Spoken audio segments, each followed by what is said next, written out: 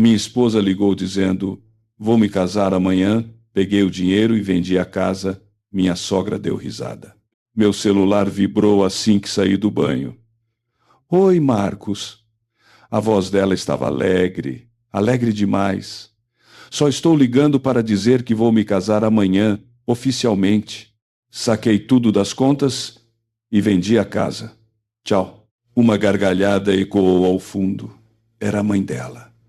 Aquela risada arrogante de quem passou do ponto no vinho, que eu costumava ouvir sempre que trazia compras do mercado em vez de joias. Aproveite sua nova vida, ela acrescentou, e a linha desligou. Por um minuto inteiro fiquei ali parado, com a água escorrendo pelo cabelo e a toalha na mão. Minhas orelhas queimavam, mas não gritei, não xinguei. Eu sorri, porque a casa que ela alegava ter vendido nunca foi dela para começo de conversa. 2 meses atrás, depois de notar mensagens tarde da noite e saídas secretas nos fins de semana, comecei discretamente a movimentar meus bens. Conversei com meu advogado, transferi a propriedade e blindei o fundo de investimentos. O que ela havia vendido, ou achava que tinha vendido, era uma casca vazia, uma escritura de fachada vinculada a uma empresa fantasma. A casa de verdade tinha um novo proprietário. Eu. Apenas eu. Mas a deixei acreditar na mentira, porque as próximas 24 horas mudariam tudo. Peguei meu celular e acessei o servidor privado, onde salvei as últimas 4 semanas de imagens das câmeras de segurança. O que vi fez meu estômago embrulhar, mas me mantive calmo e focado. Elas queriam brincar com fogo, só não sabiam que os fósforos delas estavam molhados e que eu tinha gasolina. Liguei para alguém com quem não falava havia 8 anos. Está na hora. Vamos acabar com isso. Encontrei o Adrian em um café tranquilo às 7h12 da manhã. Ele parecia exatamente o mesmo de anos atrás, terno impecável, olhar implacável. Não nos falávamos desde que nos desentendemos na faculdade, mas agora eu precisava do melhor solucionador de problemas que conhecia. Ela passou a perna em você, disse ele, tomando um gole do seu expresso. Ela acha que passou, corrigi, mas eu a deixei se auto-sabotar. Deslizei uma pasta para ele. Lá dentro havia extratos bancários, documentos imobiliários e capturas de tela de mensagens entre minha esposa e um corretor de imóveis. Tudo pode ser rastreado até ela e a mãe dela. Ela usou minha identidade sem consentimento. Vamos fazer bom proveito disso. Adrian soltou um assobio baixo. Fraude eletrônica, falsidade ideológica, estelionato contra idoso na assinatura conjunta. Você tem um banquete aqui. Ela vai se casar hoje à noite, acrescentei, em uma mansão à beira-mar. Quero que ela seja intimada antes de cortar o bolo. Ele assentiu. Considere feito. De volta para casa, abri o armário do quarto de visitas. Meu cofre estava intacto. Dentro dele estava a escritura real, o adendo do acordo pré-nupcial que ela assinou meio bêbada em Las Vegas e um pendrive com 2 meses de gravações. Em um dos vídeos, a mãe dela a orientava: suga tudo dele. Assim que ele estiver falido, você dá um sumiço. Eu arrumo outro para você. Eu sorri. Elas achavam que tinham arquitetado a traição perfeita. Lenta, ensaiada, calculada. Esqueceram de um detalhe. Eu estava assistindo. E quando eu ataco, eu não grito, eu documento. Adrian me mandou uma mensagem de uma palavra. Entregue. E logo depois, uma foto do rosto chocado da minha esposa ao abrir o envelope no meio dos brindes. O local era beira-mar, cheio de sorrisos falsos e elegância forçada. Não compareci pessoalmente. Não precisei. Adrian Havia posicionado uma jovem assistente jurídica disfarçada na equipe do buffet. Quando o bolo foi servido, as taças de champanhe foram erguidas e os brindes começaram. Minha ex levantou a taça e sorriu para as câmeras. Foi nesse momento que a garçonete colocou o envelope branco e grosso na frente dela. Ela riu, achando que era mais um presente de felicitações, mas o sorriso desapareceu assim que leu a primeira linha. Notificação de transação imobiliária fraudulenta. Ação judicial iminente. O noivo, um dentista magricela chamado Craig, inclinou-se para olhar e empalideceu. Os pais dele ficaram confusos até que a assistente jurídica declarou calmamente: sugiro que todos vocês procurem orientação jurídica.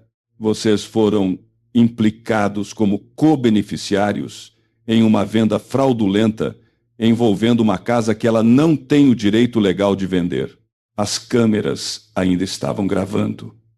Adrian tinha cronometrado tudo perfeitamente, mas aquele não foi o golpe final. De volta ao meu apartamento, cliquei em enviar em uma publicação agendada. Um vídeo de 2 minutos mostrando minha ex e a mãe dela rindo sobre como iam deixar o Marcos na miséria agora estava em todas as redes sociais com marcações de localização. As hashtags eram implacáveis. Noiva interesseira, casamento de fachada, mansão da fraude, à meia-noite, a nova família do noivo já tinha ido embora. A página comercial do Craig estava inundada de críticas negativas e o rosto dela estava na página inicial de um fórum viral sobre escândalos financeiros. E eu me servi de uma bebida, relaxei na poltrona e assisti ao castelo de mentiras que ela construiu pegar fogo, um palito de fósforo por vez. Meu celular vibrou, número desconhecido. Atendi. Uma voz trêmula sussurrou: por favor. Eu não sabia. A voz do outro lado da linha era suave, trêmula. Marcos. É o Craig, o novo marido dela. Não disse uma palavra. Ela mentiu para mim também, disse ele. Disse que você a tinha abandonado, que ela usou o dinheiro da venda para recomeçar. Ela nunca mencionou fraude, nunca mencionou você. Deixei o silêncio se prolongar até ouvi-lo fungar. Ela se trancou no banheiro, tem repórteres lá fora. Minha clínica está recebendo ameaças de morte. Preciso saber o que fazer. Girei o gelo no meu copo lentamente. Você precisa ligar para o seu advogado e para a polícia. Se você mesmo não assinou nada, talvez ainda consiga sair dessa limpo. Ele suspirou, misturando alívio e arrependimento. Eu nem queria me casar tão rápido. A mãe dela insistiu. Disse que era a nossa chance de construir algo grandioso juntos. Isso me fez parar. A mãe dela estava em silêncio desde que o vídeo viralizou, e algo nisso, o silêncio dela, não me cheirava bem. Craig acrescentou: ela não parava de falar sobre fundos fiduciários, famílias tradicionais, casais influentes. Achei que estava me casando com alguém de classe alta. Você estava se casando com um esquema, eu disse, não com classe. Ao desligar, minha mente girava mais rápido do que o gelo no meu copo. Isso não era apenas tolice da minha ex. Isso vinha de gerações. Era um padrão familiar, uma estratégia. O casamento era apenas a superfície, e o que quer que estivesse escondido por baixo, eu ainda não tinha terminado de descobrir. Na manhã seguinte, encontrei um pequeno envelope por baixo da minha porta. Dentro dele havia uma chave e uma única frase: se quiser a verdade, abra a caixa azul trancada. O envelope era de papel grosso, do tipo que não se encontra em qualquer papelaria de esquina, sem remetente, apenas meu nome digitado em letras maiúsculas. Lá dentro, uma pequena chave de latão com tinta azul descascada e o bilhete escrito à mão. Eu sabia exatamente o que era. Quando éramos casados, a mãe da minha ex guardava uma caixa de aço trancada, escondida em seu armário antigo, uma caixa que ela alegava conter escrituras de família e recordações, mas que estava sempre trancada, sempre escondida atrás de sorrisos falsos e cortinas de seda.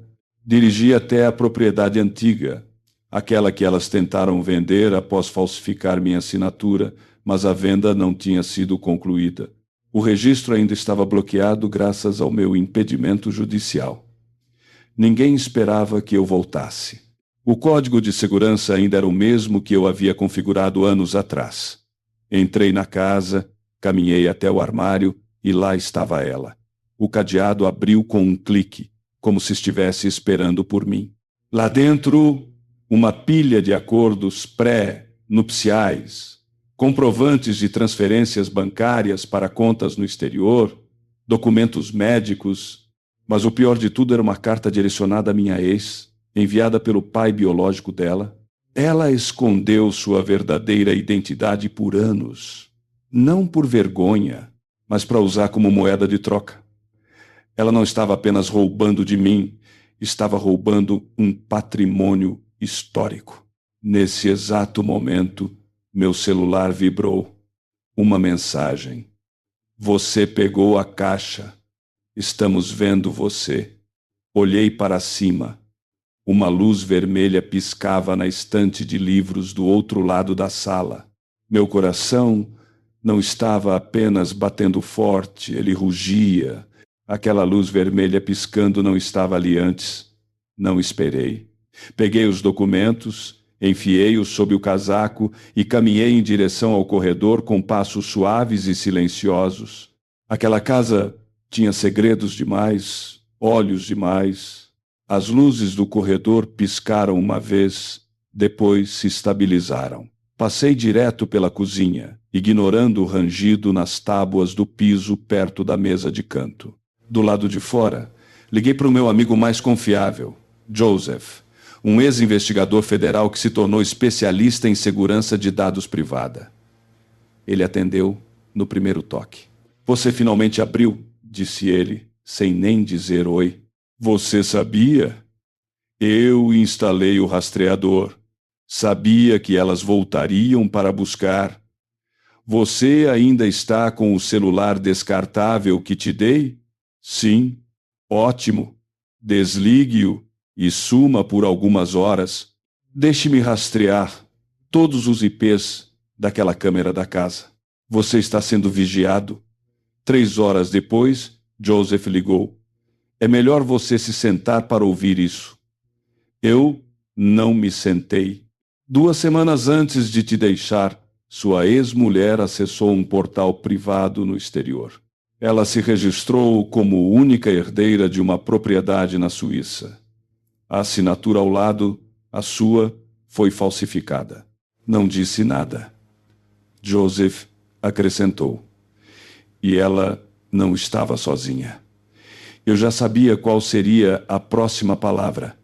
Emily, sussurrei. Ele hesitou. Não apenas sua esposa.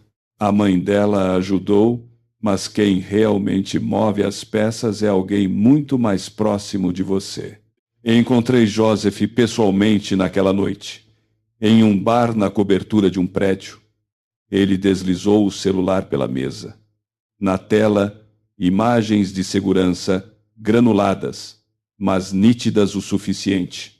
Lá estava ela, Emily, minha ex-mulher, sentada ao lado da minha irmã, rindo, assinando documentos. Outro homem se juntou a elas momentos depois, o tabelião que usei 5 anos atrás para abrir nossa conta internacional para um projeto de desenvolvimento conjunto em Zurique. Ela usou isso para roubar minha identidade. Mas a reviravolta não era apenas sobre dinheiro. A voz de Joseph estava baixa. Elas queriam o fundo de pensão também. Seu pai deixou uma garantia financeira para os seus futuros filhos. Emily e sua irmã entraram com uma petição para extinguir o fundo e redirecionar os ativos por meio da sua mãe. e sua mãe assinou a autorização. Apertei o copo na minha mão. Minha mãe? Ele assentiu lentamente. Prometeram a ela uma casa de repouso de luxo na Riviera Francesa. Meus batimentos cardíacos desaceleraram. Joseph, disse eu, olhando para a linha do horizonte da cidade, você ainda tem acesso à empresa de fachada no exterior que registrei quando tinha 26 anos? Aquela sob o nome de uma empresa limitada e nativa? Ele sorriu de canto. Tenho. Está planejando dar a volta por cima? Virei-me para encará-lo. Volta por cima? Não, estou planejando uma guerra. No momento em que disse essas palavras, uma sombra surgiu de trás da parede do bar. Era o meu tio, e ele não deveria estar vivo. Tio Robert, sussurrei. O homem se aproximou, com o rosto abatido por conta de uma doença ou por estar escondido. Ouvi dizer que tentaram apagar você também, disse ele.